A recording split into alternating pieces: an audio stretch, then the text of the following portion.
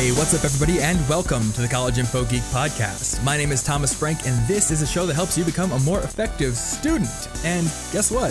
This is episode 100. Yep, 100 episodes, over 3 years of podcasting. I gotta say, I wasn't quite sure that I'd get this far when I started this podcast back in 2013, but here we are. And man, if you've been listening since the start, or if you've been listening for any amount of time, seriously, thank you so much for listening. I really hope that you found the show valuable as it's continued to change and evolve over the years, and I'm really excited to see where it goes in the future. But for this particular episode, I wanted to bring someone back who has been really influential in my life, and that person is Cal Newport. Now, I had Cal on the show back in episode 35, and on that episode, we talked about this idea that trying to quote-unquote find your passion is not really good advice, and instead you should focus on building skills and acquiring what he calls career capital, and that'll help you on your quest to find work that fulfills you. And that conversation was based on his book called So Good They Can't Ignore You, which has been on my list of essential books for students ever since I read it.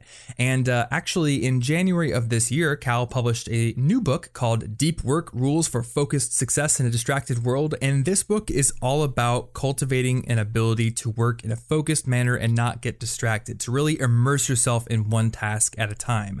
And since I'm getting questions all the time about how to focus more effectively and how to cut down on distractions in your work, I thought this would be a really valuable episode for you guys. So we're going to dig into some of his arguments for why cultivating the ability to work deeply is so important and will become more important in the future.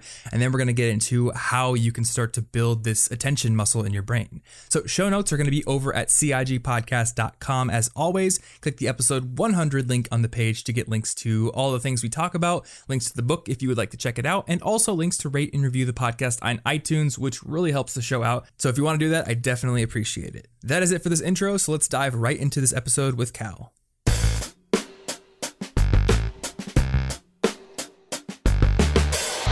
Hey, Cal, welcome back to the show, man. Hi, Thomas. So glad to have you back on the show. This is episode 100, and I thought it'd be awesome to have you back on the show for the centennial of the episode. And you've got a new book out called Deep Work, which you've been writing about deep work for a few years now, right? Like probably 4 or 5 years, actually. It's something like that. Yeah, I think 2012 or something, I first started really talking about it. Yeah, it seems like that was kind of where the focus of Study Hacks started shifting to, from just general college to, all right, let's talk about how to work in a more focused, attentive manner, right? Yeah, it did. Well, it shifted from college to college plus the career questions from, the last time I was on here, and then from the career questions to the work questions, which, but by the way, just follows my own path. When I was a graduate student, I was writing about student stuff. When I was on the job market, I was writing about how do you choose a job? And then once I had a job, I shifted to writing about how do you do the job well. So give me another 40 years and Study Hacks will be talking about how to retire well, I suppose. Here's how to join AARP. Yeah, exactly. Yeah, how to get the most Social Security benefits. Actually, I saw a book on the shelf, like I think it was literally called that, like how to get the most Social Security benefits or something. It's complicated, but it turns out, so I've heard, it's complicated. There's a blog in there that could be successable. Really? I'm just kind of assuming I'll never get Social Security benefits. That's a shorter book. Yeah. How to get the most. Don't worry about it. You won't get any. That's the whole book. Yeah. Just invest and hope you save enough. Yep. So did you find that deep work became more important when you became a professor or when you started getting higher up in education, or has this always been an important topic for you? Well, it's always an important topic. I think I began to crystallize my understanding. So just to put some definitions behind the terms, deep work is my term for the activity where you focus for a long time without any distraction on a cognitively demanding task. So to be doing deep work means that you're giving the task at hand attention for well over an hour. And when I say no distraction, I mean no glances, right? No just checks. No, okay. Like, well, let me just check this real briefly, because as we can discuss, that craters your cognitive capacity. And the argument I'm making is that this skill, this ability to really focus really intensely for a long amount of time, is incredibly valuable. It's like a superpower if you develop it and can do it well in terms of how much you produce and how quickly you produce. And this is true certainly for students and true for almost any knowledge worker. The Economist writing about it even said, I think their term was, deep work is the killer app of the knowledge economy. So I'm sort of out there proselytizing that people are losing this skill, but if you actually cultivate it, it's like one of the most valuable things that you can add to your productivity toolkit is the ability to focus intensely on something undistracted for a long amount of time. So that is like the secret sauce for knowledge-based tasks. Yeah. So because it's over an hour, do you consider like a Pomodoro session to be deep work, or do you really need to get in and do like a long time's worth? Well, so you can structure within a deep work session, you might have Pomodoro style blocks. Like I do 15 minutes, let me take 10 minutes to let my mind rest a little bit, then attack it again for 50 minutes. Mm-hmm. But the key thing is when you're stringing those together is that you're trying to avoid what we call attention residue. So you're trying to avoid switching your attention briefly to something unrelated and then come back to it. Okay. That's going to crater your productivity for up to 30 minutes afterwards. So you can do 50 minutes, then take 10 minutes where you're just giving your mind a breather. Mm-hmm. But if you check Facebook, if you check your inbox, if you do a quick glance at the web in that 10-minute break, you're going to really crater your performance going forward. So when you're doing a big deep work block, we're talking you've gone hours without seeing something related to the internet. Really? Okay. So so there's a cognitive switching task, basically, even if you're losing some efficiency and taking a break. So what do you do if, like, say you've worked for 50 minutes and you've gotten really tired, mentally exhausted, and you need to take a break? Do you just go for a walk or stare at a wall or something? Yeah, you walk around, go get a drink of water, walk, whatever it is that if you're giving your mind a break, but you're not ending the session. Okay. Yeah, and this is what, I can tell you the people who develop the deep work ability, and I want to emphasize that deep work is misunderstood by a lot of people who think about it as a habit, like flossing, something they know how to do, and it's just a matter of, I should do that more. This is how a lot of people think about deep work. Like, oh, yeah, I'm distracted too much. Like, I really should do some more concentrated work more often. But the reality is it's a skill like playing the guitar. Something that if you don't really practice and hone your ability to do, you're not going to be very good at it. And so if you haven't really been systematically training your ability to concentrate intensely, if you haven't been training that, and then you try to set aside some time and say, I'm going to do some Pomodoros and focus really hard, it's going to be not that productive. It's going to be frustrating. It's going to be mentally uncomfortable. You're not actually going to get much done. That shouldn't discourage you. A lot of times I'll just discourage people. They'll say, I'm not a deep worker. But the reality is you just haven't practiced a skill yet. Just like if you picked up a guitar for the first time in your life and tried to play and it sounded horrible, you wouldn't say, well, I'm just not a guitar person. This doesn't sound like what I hear on the radio. You would say, oh, I haven't been practicing it. So a lot of what I'm trying to promote is this notion that this is a very valuable skill. If you can train your mind to focus very intensely for a long amount of time, you can have massive, massive increases to your productivity. But it's a non-trivial thing to undertake. You're really going to have to do some training, and you're probably going to have to make some relatively major changes to your lifestyle if you're going to support it. So I push this idea that a deep life is a good life. It's satisfying, it's more successful, but that it does require some pretty big commitments and drastic changes. So it's like the ability to focus your attention on one thing at a time isn't just this thing that's universally difficult for everyone to get into, and just some people don't have the discipline. It's actually a skill. Yeah, you have to train your mind to concentrate like you would train a muscle to be able to do a pull-up. And in order to reach the levels of concentration that really unlocks the massive productivity benefits of deep work, that itself takes some training, right? You really have to get your mind used to focusing on one thing. You have to get it used to resisting distraction. You have to get it used to holding stable things in the working memory while diving deeper. It's just very much a trained art. But once you really learn how to concentrate intensely, it's a completely different experience than what most people think of when they think of doing work. Okay. So when you think of training your mind to do this, is the best way to do it simply to just do your work and try to focus, or are there other maybe little, just tangentially related exercises you can do to hone your ability? Well, there's two types of training that are relevant for deep work. So the first type is actually reducing or minimizing your addiction to novel stimuli. Okay. It's as I sort of summarize by saying embrace boredom. But if your mind has been trained that at the slightest hint of boredom, it will get exposed to novel, interesting, personalized information, such as let's look at our Facebook wall, or let's look at our Twitter account, or let's look at the web real quick. It's not going to be able to concentrate when it comes time to work hard. because it's been used to, it's been trained. Hey, this is boring. Deep work is boring in the sense that there's not a lot of novel stimuli. You're focusing on the same thing for a long amount of time. Your mind is not going to be able to fall into intense concentration Right. if it's addicted to stimuli. So part of the training is actually reducing your dependence on novel stimuli. The second type of training is actually deepening your ability to concentrate harder and harder. And so this is where it's a positive training where you're actually trying to push your mind like you would push a muscle to be able to concentrate deeper and deeper. And there's certain exercises that help there. So you have negative and positive training. On the negative side, you have to start weaning yourself off of this life of constant distraction. And on the positive side, you start pushing your brain's concentration ability past where you're comfortable again and again so that it stretches and grows over time. Okay. So let's dive into the negative side first. I think I'm pretty good at avoiding these novel distractions when I'm working. I try to close my tabs and everything.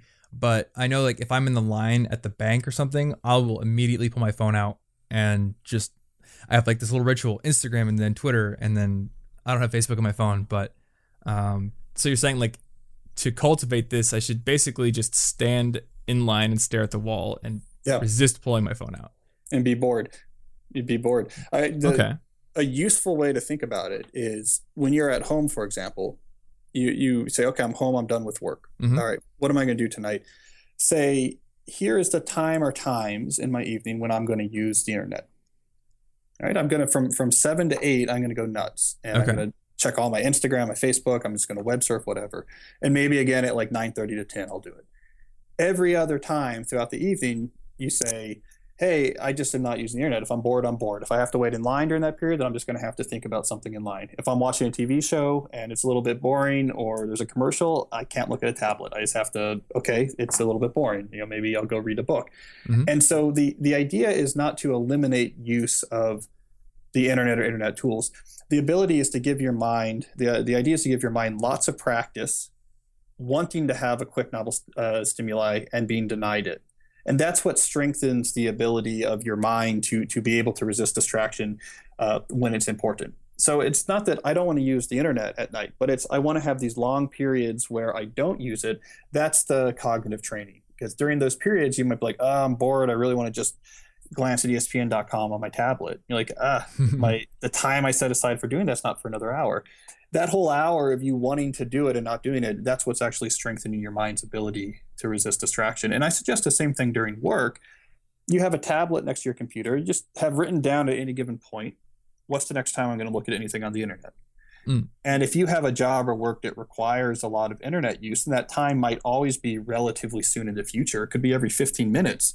But it still gives you plenty of times during the day where in the moment, you're a little bit bored and want to jump onto the computer and you say, look, it's written right down here that I don't get to do that for another 10 minutes. And you get 10 minutes of that sort of cognitive practice. So the way I talk about it is instead of doing what most people do, which is schedule the occasional times to focus, I suggest you do the opposite and you schedule when you're going to be distracted. Okay. And the rest of your time, the default is that you're not giving into those distractions. That really does wean you off of this dependence, which really is necessary if, and again, only if you're interested in getting the most out of your brain, doing cognitive work at a high level, trying to leverage deep work. It's not for everyone. It's not for every job. But if you're interested in this deep lifestyle I'm advocating, I think that's a really important foundation. Okay. So when people ask me about, how do I stop being distracted on the internet so much? Usually what I tell them is the first thing you want to do is lock down your familiar haunts. So block access to the sites that you typically go to, like Reddit or Facebook or YouTube, that kind of thing.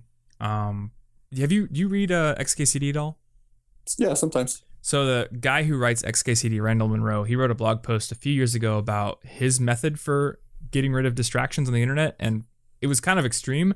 Basically, if he wanted to switch tasks at all, or the moment he'd get done with any task, he has to turn the computer off and back on before doing the next thing. So if I want to go to Facebook, I have to turn the computer fully off and then back on before I go to Facebook, and then I'd have to reboot again to go back to my task. And he said that completely got rid of the desire to be distracted because it added some resistance.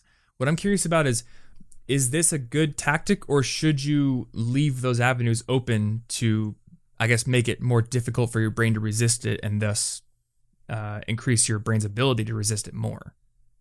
Yeah, that's an interesting point. I mean, and I think the division here is between what and how. Mm-hmm. So the what in this case is you pre-plan when you use the internet, which gives you plenty of experience in between wanting to use the internet and you don't. And then there's the question of the how. How do you actually implement that plan?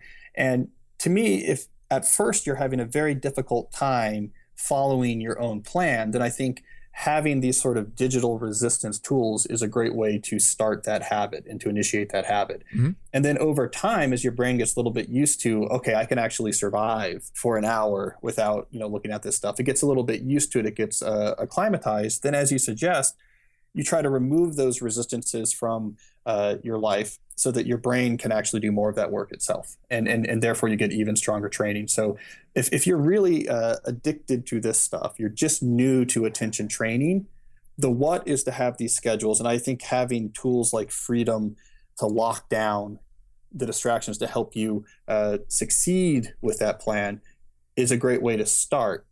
And I think the idea that you want to eventually not need those things should be the goal. That you should be able to eventually follow these schedules you create comfortably without having to have someone else forcing you not to use these. So it's like an entryway, like a nicotine patch when you're first starting to quit smoking. Gotcha. Okay, so Freedom, Focal Filter, tools like that, they're basically training wheels. They're training wheels, and I'll say this is especially for a younger audience. This suggestion might be more provocative, but I think if you want to take your attention seriously as one of your main tools as a student or knowledge worker, that you have to be very wary about what you let into your life that has command over your time and attention, and that something you have to consider is being much more selective about use of tools that are designed to grab your attention. So, for example, I've never had a social media account. At all? Like of any kind? At all. Of any kind. I've never had one. I've never had a Facebook account. I've never had a Twitter account. What are they? I don't even know. Instagram, I guess, is something now. I've never had any of these accounts, partially because I take my attention real seriously. And these tools are designed by companies that hire people who they pay a lot of money to figure out how can I grab more of our product's attention. Right. And I use the word, product there meaningfully because, of course, you are the product if you're using these services. You're being sold to advertisers. That makes me scared. It scares me. Just like if I was an athlete, I would be very scared of, these junk foods that are engineered to be so palatable that once you start eating a bag of it, you have to eat the whole bag of Doritos. Yeah. I make a living with my mind. So to me, these social media tools, which are designed to distract you and prevent you from concentrating, is cognitive junk food. So I've never had a social media account, and it turns out nothing bad happens. I have friends. I know what's going on in the world. I'm still able to sell books. There's a lot of these claims that you can't exist in the world without these accounts. So my argument is for those out there who are thinking seriously about taking their brain more seriously, consider quitting these tools that are grabbing so much of your time and making it hard to concentrate. And I mean, I can tell you from experience, nothing bad happens. Interesting. I never thought about it as cognitive junk food, but that does make a lot of sense. The argument that your mind is what makes your living when you're doing knowledge work. Yeah, I mean, I had this discussion on a radio interview not too long ago where we were talking about some of these advanced tools to carefully limit the amount of time that you use on Facebook or some of these other tools. And we realized it's almost like if the junk food companies, were inventing, they were trying to sell you these complicated lock boxes that you'd put the potato chips in, and they had timers, and it would just dispense a certain number of potato chips, and it would make sure you couldn't eat too many potato chips, and eventually you would just say, why don't I just not eat potato chips, right? Like, why am I going through so much trouble? Let's just go back to the fundamental premise. Like, the potato chips are just bad for me, and I don't really get enough enjoyment out of them. It's easier just to say, I don't eat potato chips, and that's a lot of the way I think about social media. And there's other thinkers who think the same way. It's not that we feel that we're above it. It's that we don't trust ourselves. Yeah. Oh, that makes a lot of sense. I was reading an article a little while ago. It's called The Web's Grain, and it's a bit about just web design in general. But he was kind of talking about that same idea where I'm on my couch, I have Netflix, I have all these, tablets in front of me, and everyone's solution for focusing your attention and, getting rid of all these distractions is more little settings in the apps and more little buttons and more little controls. And that's kind of the wrong way to look at it. Instead, you just want to cut things out. Yeah, you don't look to the junk food or fast food companies for diet advice. You just stop eating their food. And now, of course, they would like you to, because McDonald's would love you to instead like keep coming there, and they maybe and use some McDonald's diet to make sure that you're balancing the healthy with the unhealthy McDonald's food. It's just easier not to go to McDonald's. Eat our salads for breakfast. Yeah, it's just easier to say, I don't know, I just don't go to McDonald's. That easier.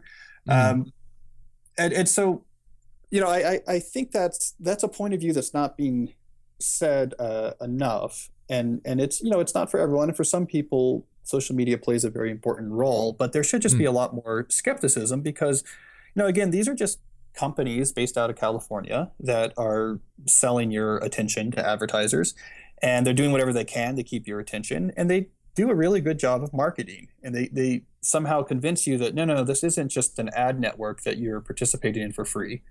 It's at the core of society. Or it's what it means to be, you're going to miss out if you're not on here. And they've done this great job of making it seem like, well, especially if you're young, you have to be using these services. That's what it means to be a part of society. But, it turns out nothing bad happens. And, one of the things I want to mention about this is that when you build your life more around deep work, so you really prioritize focusing really hard on things that produce a lot of value and minimizing a lot of the other things in your life, one of the benefits you get is an overall reduction in just sort of the background hum of anxiety. And from what I've found working on this book and working with people is that we forget, because it's like the fish not knowing they're in water. A lot of people don't realize that the constant jumping back and forth between all these different information sources all the time creates this background hum of anxiety in your life that's very uncomfortable. But you don't even know what it feels like not to have that anxiety, because it's just what you do all the time. And that one of the big things people notice when they make the jump to the deep work lifestyle, where they get away from social media, they don't really web surf that much, they're bad at email, they spend a lot more time working hard on really valuable things, is that background hum of anxiety dies away. And it's only then that they realize, man, this stuff was making me miserable. I didn't realize it was making me feel bad, like all the jumping around. It was just messing up the chemicals in my brain. I was always just feeling this low level sort of on edge anxiety kind of in the background. You don't realize it's there until you actually get away from it. So there's deep non-professional benefits towards moving your life towards more deep things in an increasingly shallow world. Yeah. Sometimes I envy this picture in my head of the guy who lives a simple life working, a job for someone else. And I know this isn't a real picture, but I have like this fantasy picture of like, oh, I could just go to a job one day, come home, and when I get home, my brain will turn off and I won't have to think about my stuff, because what my life is like now is I'm almost constantly thinking about work or something, even at night. There's many nights where I'm like, oh, I should probably stay up and finish clearing my inbox and stuff like that. And I get that anxiety. I think you've kind of put it into words for me there. Well, you have more control over that than you might expect, because a lot of this behavior is driven by sort of convention and society. But just to give you an example, I was doing a podcast interview with someone who has a similar business, in the sense that they run a large website and have a podcast, and this is their job, is they run this large media website and do podcast and blog posts. And we were talking about some of those anxieties he had, and one of the things he did, which I found was great, is at some point he said, you know what, we just don't have an email address anymore. And they got rid of the email address and said, if you want to contact me, here's our PO box. Really? And it took out a massive amount of time and stress from his life. There's no inbox filling with messages from all of their readers, and nothing happened to the business. Right? They didn't lose readership. They didn't lose listeners. They didn't lose any money. It was not vital to the business that he was accessible by email all the time. So he got huge benefits in his life and no major negatives. And I love that example, because it emphasized how much of this anxiety and stress we have in a digital distracted age is self-imposed and unnecessary. I mean, if you said I just don't have an email address anymore, that like in general that people can contact me, and I'm not on social media anymore, and I'm really just doubling down on my content's going to be great, my videos are going to be great, and you would probably find that your time would open up a lot more, that your stress and anxiety would go down, the quality of what you're producing would go up, and there'd be no negative impacts. But we just have this convention of, no, connectivity is better than less connectivity. Being accessible is better than not being accessible. Being on different platforms minimizes the chance of you missing out on some opportunity, so it's worth it. And that we don't necessarily weigh that against the downsides to our ability to produce things that matter and the stress and anxiety it produces. Yeah. Man, as as like the YouTube channel has grown and everything, I've been unable to answer questions from people. They come in too fast now. And there's like this constant guilt about that. I had the same thing. Yeah, you don't have an email, you don't have a Facebook. I used to answer lots when I was student facing. Mm-hmm. I saw that as like an important part of what I was doing. In fact, it was meaningful to me, is that I would answer students' questions. And I liked doing it. I was able to help individual people. But as the site grew, it just became impossible. The number of questions coming in became too large. And at some point I had to make the shift to saying, I don't have an email address. I just have an inbound opportunity address where you can send to inbound an interesting opportunity, but it's not my name. You shouldn't expect a response. And it was hard at first. I felt guilty about it, but I think ultimately, not only did it clear up more time for me and lower my anxiety of having that inbox, I think I'm able to help more people because I could put my time and energy into actually producing better content, which is read by hundreds of thousands of people, as opposed to the hundreds of people who might get an individual response from me. Yeah. So I feel your pain, and I went through the same transition a few years ago. But there's this expectation out there that, like, hey, you have a media company. Of course you have to be on Facebook. Of course you have to be on Twitter. Mm-hmm. Of course you have to be on Instagram. But then you push back and say, but do I really? And is there a better reason other than you can come up with some scenario where you might meet someone on there, there's some interesting opportunity? It all gets kind of tangential. Once you actually push the advocates of these services hard, well, what are the big things I'm going to get from spending a lot of time and attention on this? They start to become sort of tangential and serendipitous. Well, you never know. Like, it might help things spread. Or I don't know, what if you meet someone that gives you a good opportunity and suddenly these things that you felt were completely necessary seem a little bit arbitrary. Mm-hmm. Really? That's it? that like maybe it like helps people see my article a little bit quicker, or I might meet someone that has an interesting opportunity. That doesn't really seem like it's all that exciting. Yeah, and you call this the any benefit approach, right? Yeah. Yeah, the current strategy most people use to decide whether or not to use a digital tool is, does this provide any plausible benefit, or is there any plausible, valuable thing I might miss out if I don't use it? And if the answer is yes to either question, then people will adopt a tool. Yeah, I think I have been very guilty of that.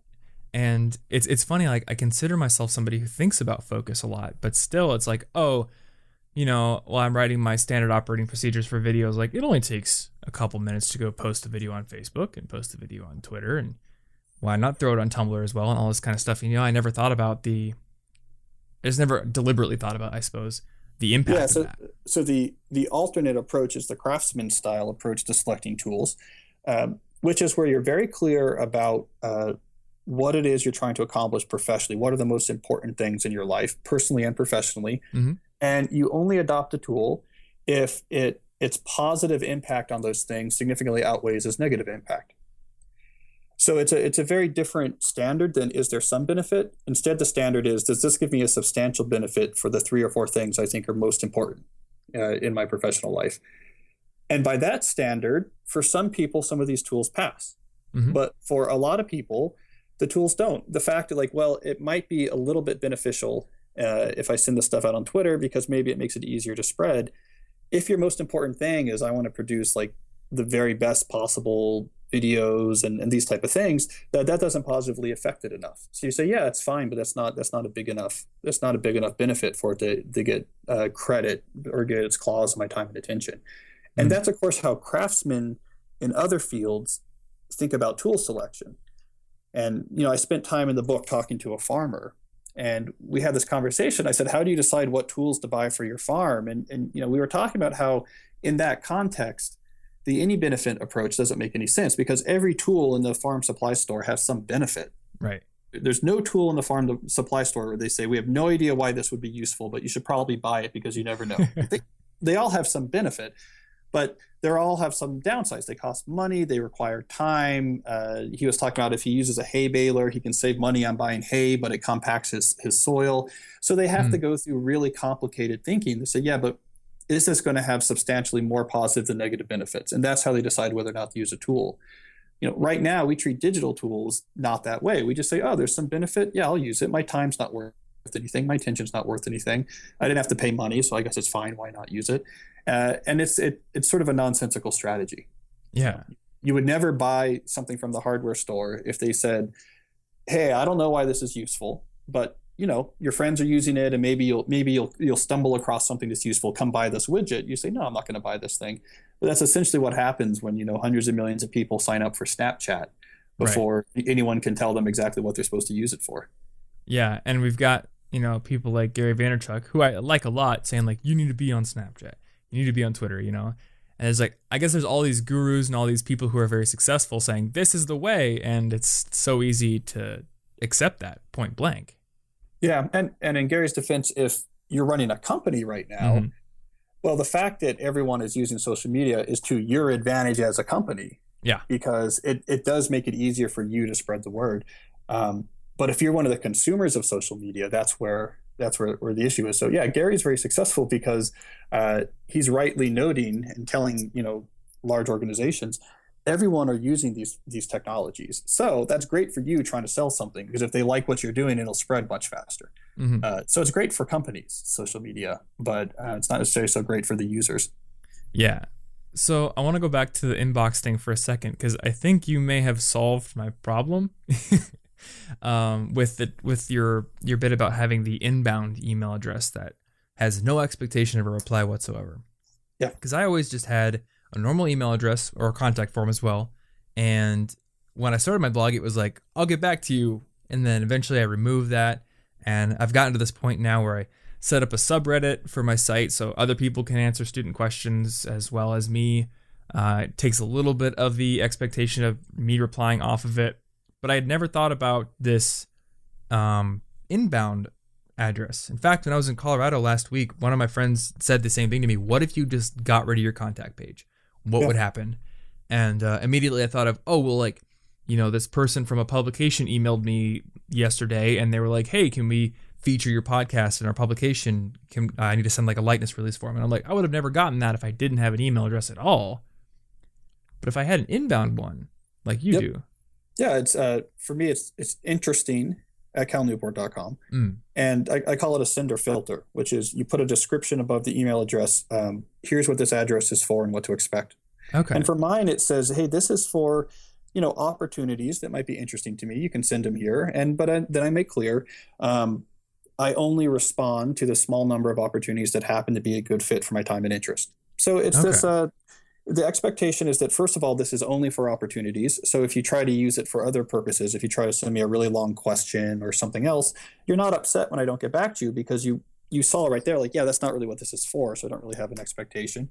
Right. And if you are sending an opportunity, you don't really have an expectation you'll hear back. You're like, hey, if he's interested, I'll hear back. And if not, I won't.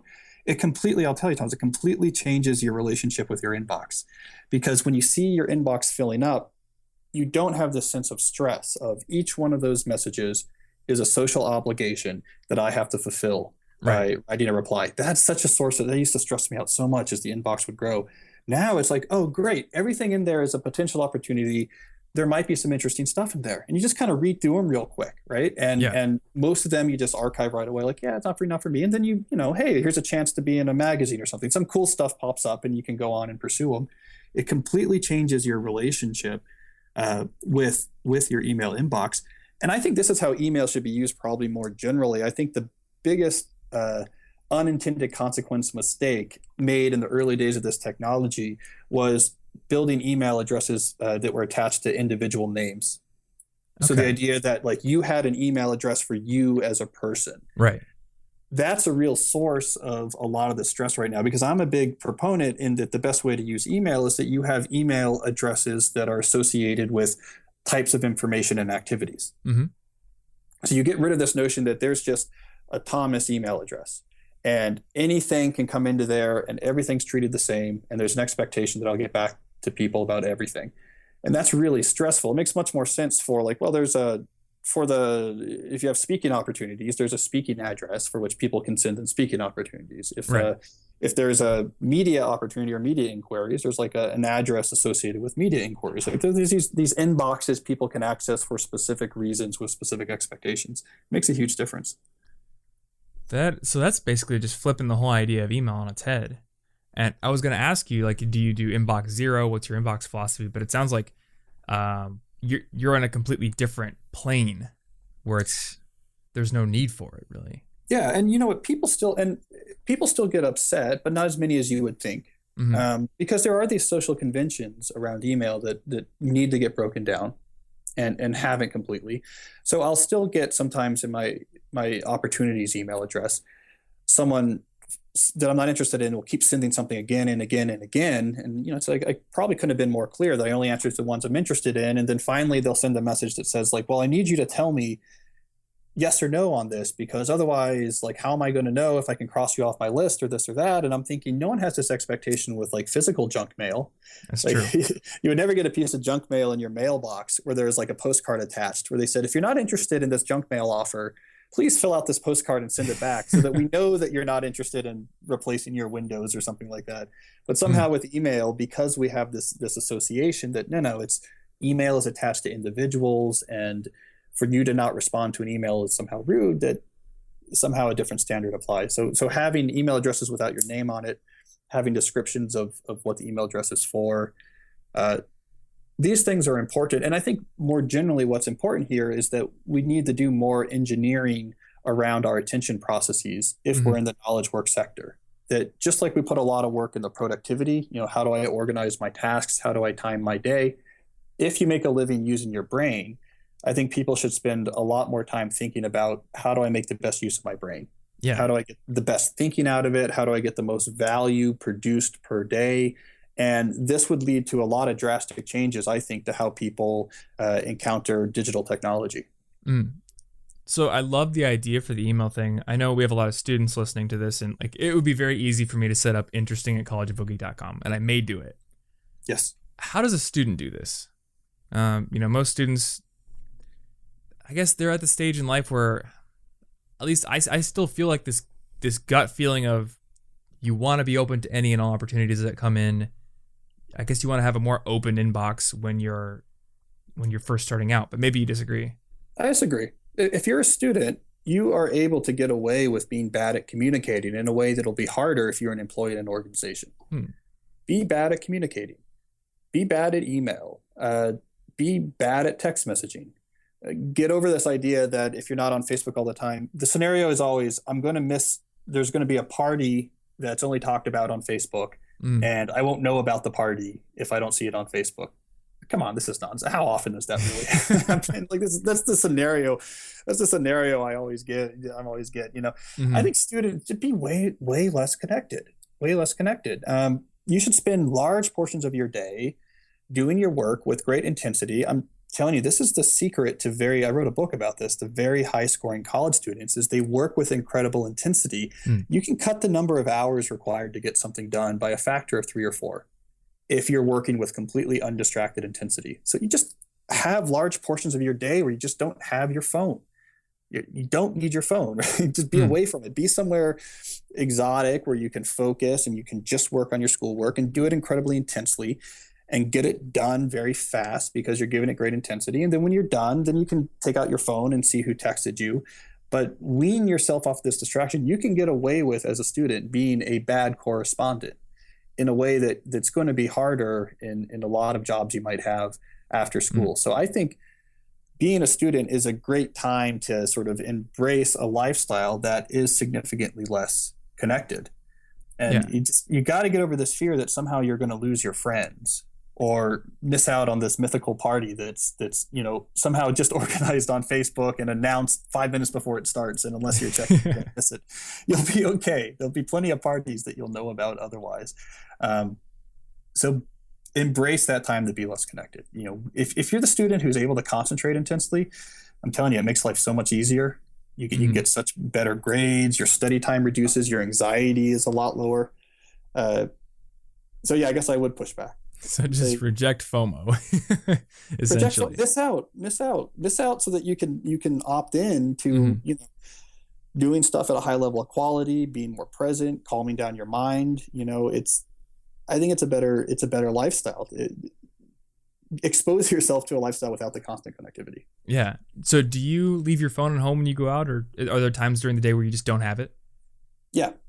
Yeah. I get yelled at a lot by family members they'll say, "Hey, you didn't respond to this text," but I say, I have a different convention. I don't have this notion that like a text message is like standing in the next room. Like you can expect to get my attention. Like I sometimes have my phone, I sometimes don't. Right. I'm not necessarily going to go like dive down and look and say that any text messages come in when I was away from my phone. I'm kind of hard to reach, but it turns out it's okay. You get yelled at sometimes, but nothing bad really happens in the long term. And I guess that's the point I keep going back to. If you're harder to reach, it's okay. It's okay. People are okay. You'll be okay. Like life still goes on. You're still able to do what you need to do. This is one thing I had to talk about with my girlfriend when we were first together, because she'd want to, just text all day and have a conversation. And I was just like, I hate texting. I don't like moving my thumbs over the phone screen at all because they're big and unwieldy. And I would rather just have you talk to me when I see you in person. So we've gotten much better about that. She still will say like, exactly. Didn't you see my text? No, I didn't. Yeah. But see, now you get away with it more. So it's fine. It's be a bad correspondent. Yeah. It's like, okay, yeah, no, I don't answer text that well. I can go days without checking my email inbox. I'm not on social media. I don't have a general purpose email address, but I really like my life because I spend a lot of my time able to really concentrate hard on things I think is meaningful. And that turns out to be like a pretty good way to build a satisfying and successful professional career. Right. So all these students listening to this are going to go into the working world and deal with a lot of things that either cause them to do shallow work or impede deep work. So I want to talk about like what are some ways that we can start avoiding the shallow work we have to do in normal jobs, or I guess compartmentalizing it. Like what are your tactics for doing that? Well, when you're new to a job, the most important thing you can start with is just drawing this distinction between deep and shallow work, so that you think about the two things as being different in your mind, and you understand that shallow work is what keeps you from prevents you from getting fired, and deep work is what's going to get you promoted. So that you have the right mindset of, I have to fight for deep work, I have to make time for it, I have to train myself to do it better. And then of course, like the shallow work, especially when you're new to a job, I got to be on top of that, because if I don't, I'm going to get fired. If I don't answer the boss's email, I'm probably going to get fired. But just having that distinction is the key at first, because without that distinction, if you think all work is work, you can say, hey, I'm busy, I'm doing stuff all day long, I'm staying late, I'm doing what I'm supposed to be doing. But if all of that work is shallow work, you're really not, because you're not doing the deep work that produces things of real value and moves your skills. That's the work that's going to make you better and it's going to get you promoted. So having that distinction is key, even if at first you're pretty uncomfortable about how much small amount of deep work you're actually able to get done. At least you notice that and you're uncomfortable about it. And then it's just a matter of trying to make regular time for it. So I'm a proponent early on, for example, of scheduling out appointments for yourself on your calendar to do deep work that you treat like any other meeting or appointment on your calendar. Which means if something else comes up, you say, no, I have a thing from 10 to 1, but I could do that meeting or that call after or before. So you just make like it's a doctor's appointment or a meeting. You put this stuff on your calendar and just protect it. And there's social conventions surrounding appointments and meetings, so it's easy to do. Yeah. But we already understand if I say, hey, Thomas, can you jump on a call tomorrow at noon? And if you say I have an appointment from 10 to 1, when else can we do it? That's fine. I accept that. So that's an easy way to make sure that you have deep work in your schedule at first. The goal is after you get a little bit higher up, so you've developed some skills, you're producing more value for the organization, my recommendation is that you have a conversation with your supervisor, or if you work for yourself, have this conversation for yourself, where you say, what should be my ratio of deep to shallow work hours? And you come to an agreement about this. What makes sense for my job? What percentage of my time do you want to be deep work versus shallow work? And once you figure this out with yourself or with your supervisor, you measure and you have conversations. And you might come back at first and say, we're falling way short of this ratio. So either we need to change what you think I should be doing and maybe just say that I should be doing very little deep work, or we're probably going to have to make some changes in the way our culture runs or the way that we schedule my time, because I'm not hitting this ratio that you wanted me to hit.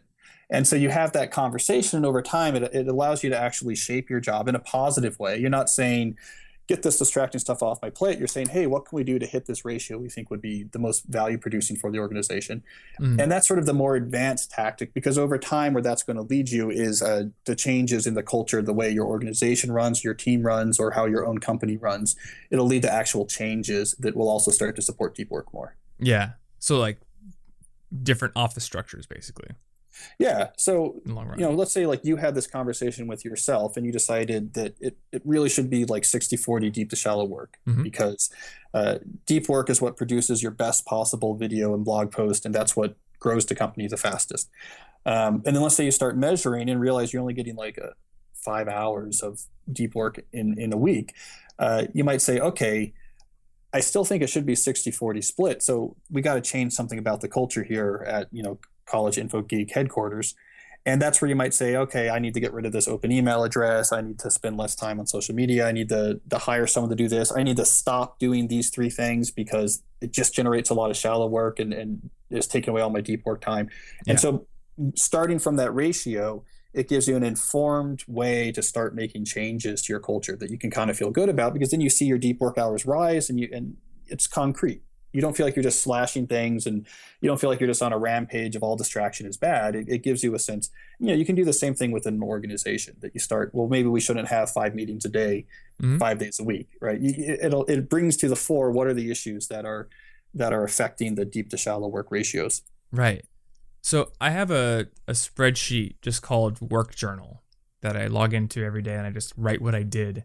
And I'm trying to think of ways for kind of reporting and journaling how much deep work you've done. I guess the initial one that came to mind was just at the end of every day, I'd have like a new column that said percentage of deep work. Yep. How would you do it?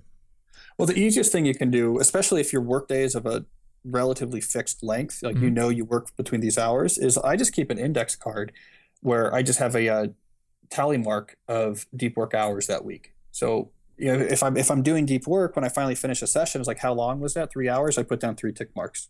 Oh, okay. And then at the end of the week, I'm like, oh, I did this many hours of deep work. And then I know roughly how many hours I work, because I'm actually at an office when I work. So it's pretty easy to do the math. And so then I immediately get a sense of like 10 hours out of 40. So I got about 25% of my time was deep work. So it's the minimal possible tool that still gives you the information you need. Now, in meditation, there's a principle of catching your mind being distracted and then bringing it back to whatever your focus is. And I think people are going to have this same kind of a problem with deep work. They're going to catch themselves being distracted. What are your strategies for bringing yourself back? And if you do catch yourself being distracted, do you still consider that a deep work session, or do you consider it like failure for that one? My general rule is that you can't count any of an hour as a deep work hour if you switched your attention to something else, email inbox, social media, the web. So you have to have a pretty strict standard. What helps is to have rituals and routines surrounding your deep work. So by ritual, I mean there's a certain pattern of behavior you do to begin a deep work block. And it might involve you go to a certain place that's different to do deep work, or you do something different with the location where you normally work, where you go into deep work. Maybe you turn off the lights except for your desk lights, and you put a do not disturb sign on the door. Or maybe you have a different office for deep work, or you go for a walk for 20 minutes before you start. So you have some rituals surrounding how you start and end deep work sessions. And then maybe you have some sort of scheduling routine. So when you do, this is how deep work is scheduled. Clearly when deep work is going to happen. These type of things help your mind, because it puts up a really clear divide between there's our deep work time and then there's our non-deep work time. And when you have these clear rituals and routines surrounding your deep work, it's much easier just to say, okay, when I'm in one of these clear deep work sessions, I did my rituals, the time I always do deep work. It's much easier just to say the rules are the rules. There's no distraction. Okay.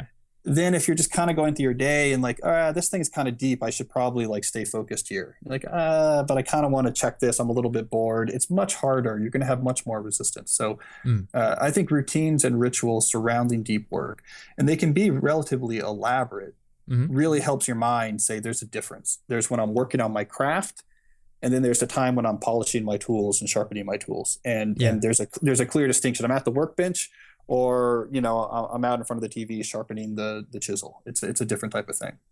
And I'd imagine that when you're starting out, a really good part of one of these rituals would be setting up your workspace so it's not tempting to check something. So whether that's turning off your phone or enabling freedom or something. Yep. And doing analog work when you can, Mm-hmm. and if it's possible to split up a task into a big analog part where you can be outside, you can be walking, you can be in the woods. Mm-hmm. I leverage all of those things. I spend a lot of time solving math proofs in my day job. So that's very well suited for analog mode. I spend a lot of time on foot. Do you write by hand when you're writing blog posts or for deep work? I can write in my head, actually, which again is one of the skills you can build up if you get better at deep work. So I can relatively thoroughly work out the structure of a book chapter, a blog post in my head, like on foot, for example, and then come back and transcribe. Yeah, and it's almost like transcribing. And again, this is something that was practiced. I practiced doing it, and I got, as you get better at deep work, so I'm saying it can feel like a superpower. You gain these abilities that are incredibly productive. That you can hold a book chapter in your head and work with it and get the structure right and move the outline in your head. You can, if you're trying to learn some complicated new concept, it seems much easier to you because you can keep the pieces in your head. You're comfortable moving them around. It really is a lot of power you get once you start training this ability, just like you would train a muscle. I think I have some work to do. It's worth it. I'm telling you, a deep life is a good life. Oh man, when I get an idea for a blog post and I'm kind of outlining it in my head, I always need to pull out my voice recorder and record stuff because I know I will forget certain little facts or little points I wanted to make. Yeah. So you talk about acquiring time for deep work, and there's like 4 styles of doing it, like the monastic, bimodal, rhythmic, and journalistic. Can you talk a bit about that? Yeah, it's important to notice that different ways of scheduling, different routines for scheduling deep work are appropriate for different types of personalities and jobs. Mm-hmm. So there's no one size fits all. So I talked about 4 different common routines people use, common types of routines people use for regularly scheduling deep work.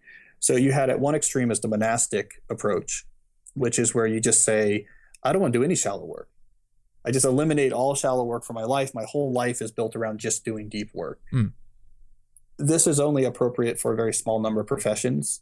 Professional fiction writers, for example, tend to be big advocates of this. Some artists, and that's kind of about it. Is it yours? No, it's not mine. I mean, I'm a college professor. I can't do the monastic mode. I have responsibilities. Right, yeah. I have responsibilities that, if I was a full-time writer, though, I would definitely consider it. Okay. Then you have the bimodal approach, which is you're either in a mode where you're not doing deep work, so you can be very accessible, you're doing logistics, you're doing computer stuff, and then you have a mode where you are doing deep work that lasts at least a full day. So the bimodal mode people will put aside these multi-day stretches where they disappear, they fall off the grid, and they do nothing but work deeply on a small number of important things. And then they come back into the world and are very accessible again. Okay. So I talked, for example, about a college professor in the book who does this. The way he writes papers is he's normally very accessible, and then he'll disappear for 3 days to do nothing but get a draft of the paper done. Completely unreachable. There's an out-of-office responder on his email. It's as if he's on vacation overseas. And then he comes back and his door is open. He's very accessible again. And it turns out to be very productive because he's so intense in those hours. He gets a lot more done per hour of work than if he had sort of sprinkled those throughout his normal schedule. Yeah. Then you have the rhythmic philosophy, which is where you say, I put aside some set times for doing deep work each week, and I just always do that time every week. I don't even have to think about it. So, I profiled someone, for example, who was working on their dissertation, but then got a job. So they had to write their dissertation. So what they did is they put aside 2 hours from 5 to 7 a.m. every morning. And it was just every weekday, 5 to 7 a.m., I'm working deeply on my dissertation. And his productivity just skyrocketed because he knew that was deep work time. So, it could be every Monday and Friday I worked a half day doing deep work, or every day from 9 to 10, but just something that's regular. You never have to think about it. That's the rhythmic philosophy. Right. And the final is the journalistic, which is where you sort of just look at your week ahead and say, where is there room in here for deep work? And then you sort of block it off and protect it. So each week might look different from the week before it and the week that comes after. So you're sort of taking the challenges as they come and say, here's what I'm going to do deep work this week. You sort of carve out time where you see opportunities. Okay. But it seems like with both rhythmic and journalistic, there's an emphasis on scheduling it ahead of time, though.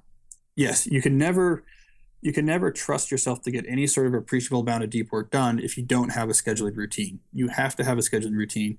It's just very rare for a knowledge worker or student to ever just at some point in their day say, I don't have much to do and I'm really in the mood to focus hard. Yeah. If you're waiting for that to happen, you're not going to get a lot of deep work done. So you do absolutely have to have a scheduling philosophy. You use some sort of routine for how deep work gets scheduled that you're committed to. And you have a lot of flexibility about which routine works best for you. But yeah, don't just hope when you get to a day that like maybe I should put aside some deep work to do now. That's not very successful. Yeah. It's funny. I just put out a video about how I use my calendar, and I was saying, when I was a student, my calendar was full of classes and work, and now it only has appointments and travel dates, and otherwise it's completely empty. And the way I've been running my business is I just wake up and I kind of have like this rough structure of Monday and Tuesday are writing days, Wednesday's filming and editing, that kind of thing. But I haven't been scheduling like, okay, 7 a.m. to 12, I'm going to go write from these hours. And I think my calendar is going to get a big change following this conversation, and then that video will be sort of obsolete. Yeah, I may need to change the article. Having rules in advance like that, I'm always doing deep work like 9 to 12 on Monday and Tuesday mornings. Mm-hmm. One of the advantage of that is then you protect that time. So when a reasonable opportunity comes along that would end up eating up that time, you say, oh no, that's taken. Mm-hmm. And it stays. So I have this certainly, I like to have 1 or 2 almost completely protected days in my calendar per week. Yeah. Days where I have nothing scheduled.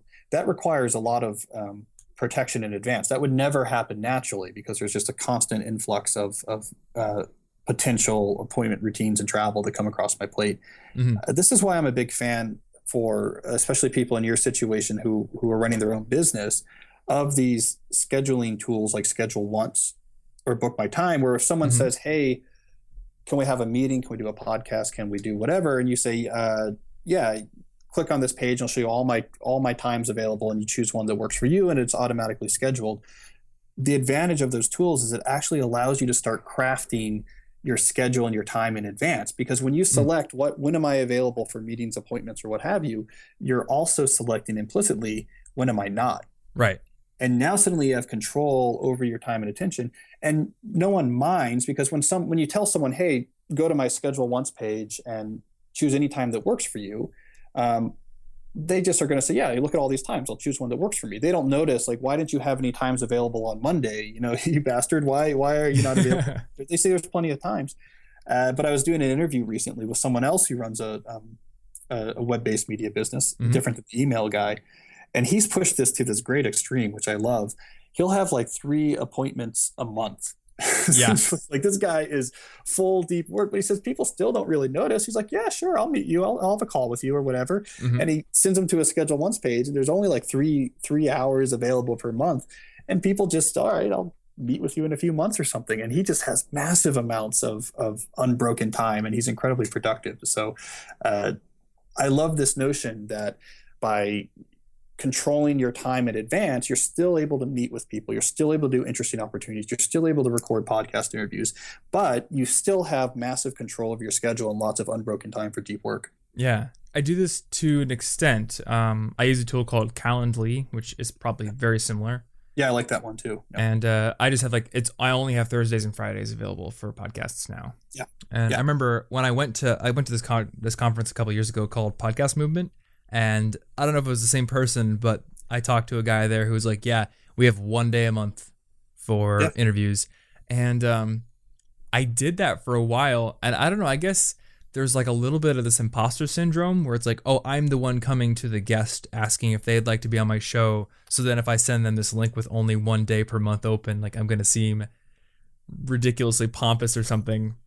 But yeah, but people don't see it that way. Mm-hmm. In other words, like people don't notice the time that's not available. Whereas if we're just having a conversation and I was like, all right, well, how about we do it on Wednesday? And you say, I don't do podcasts on Wednesday. I want to think. And I said, well, what if we do it on Thursdays? I don't do podcasts on Thursdays. I want to think. Then it seems like, well, wait a second. Why is your time worth more than mine? But if instead you're showing me a positive list of here's all these times and dates I'm available, it comes across as positive. You don't notice the times that aren't on the list. You just say, okay, here's a bunch of times.